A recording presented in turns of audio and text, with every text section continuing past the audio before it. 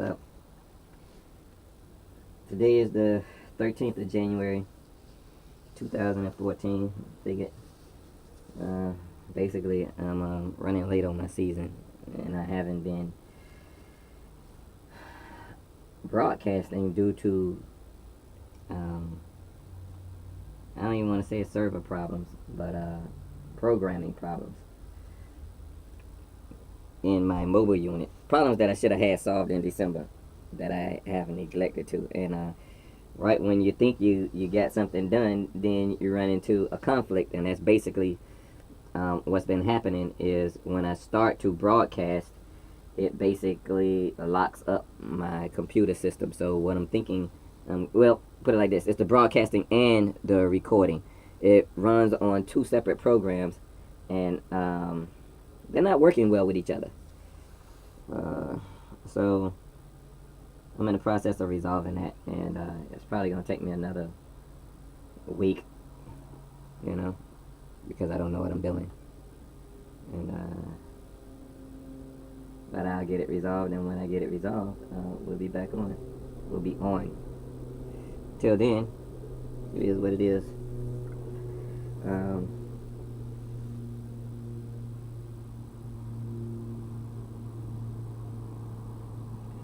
Where we're at today, it looks like I mean, it's coming up to 10 minutes to 9:30 or 9 minutes to 9:30, and as of yet, I don't see a trade that I will be interested in getting into. It's pretty much moving in a small channel.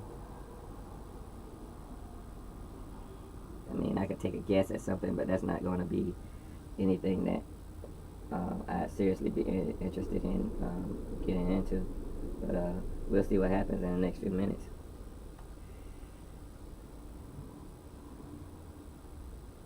What I'll probably do is record through my first trade and then shut it down for the recording.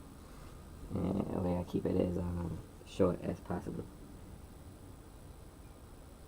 Keep the recording as short as possible. Okay, what I'm gonna do, it's like 3 points down, but I'm gonna set up right above 1829, which is basically a support line, or a floor trader support line. And see what happens if it's gonna push through. It would have to basically, market would have to basically push through the low and come down to it, basically moving 3 points, almost 2.5 points.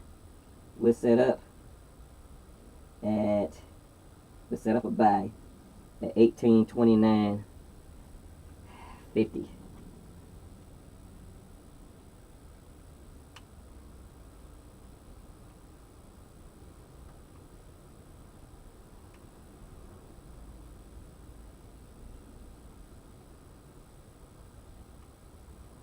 At 1829.50.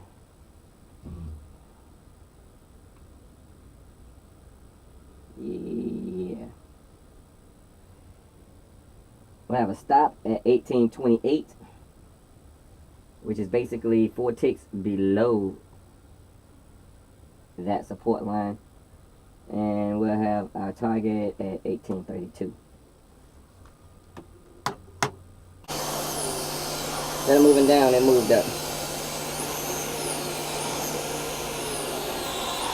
We'll leave my entry in because it's just the first few minutes of the market.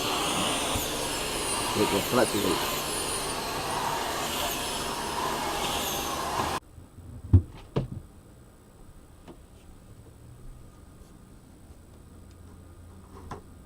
Okay, move completely away from my entry. Never made it down to it.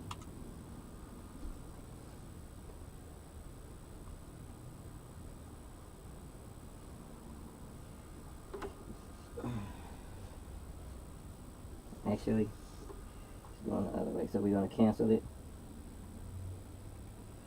See if I can get in there. Yep, about to miss it. Okay, if you can Oh, darn it, I'm missing it. I done missed it. Let's see.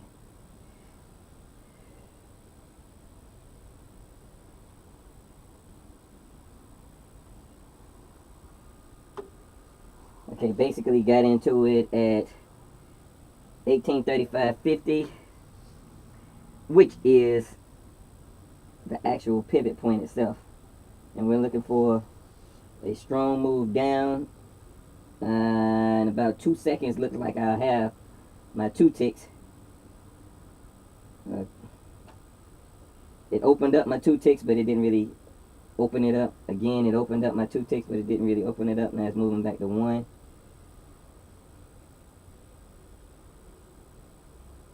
Now it's hitting it again.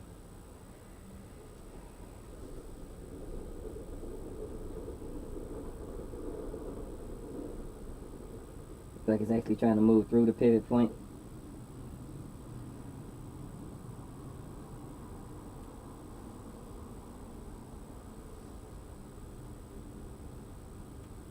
Back to the 2 ticks. Back to, I can lock out on 2 ticks. Okay, looks like we're gonna just negotiate my way out of this because oh crap.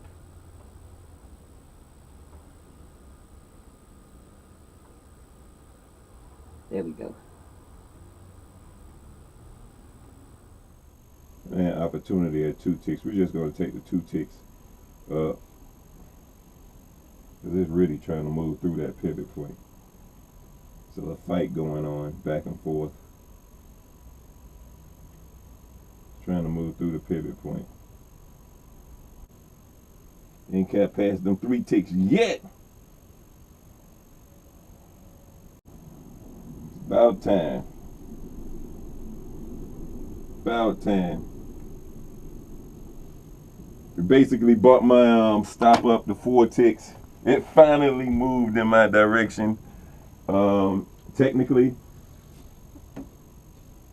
went down to 6 ticks and now it's back up. So once it moved past, went to 5 ticks, I basically brought my stop up or put a stop in because I've been had my stop knocked out. And got stopped out at 4 ticks or 1 point to the positive. It went against me as high as 3 ticks and then it turned back around without any hesitation and came back to the positive side. So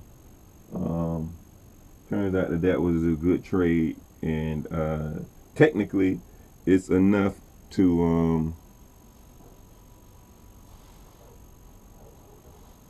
surpass my daily target, especially with the amount of contracts that I have in this particular trade. So that's the one trade that I was doing today that I want to record it.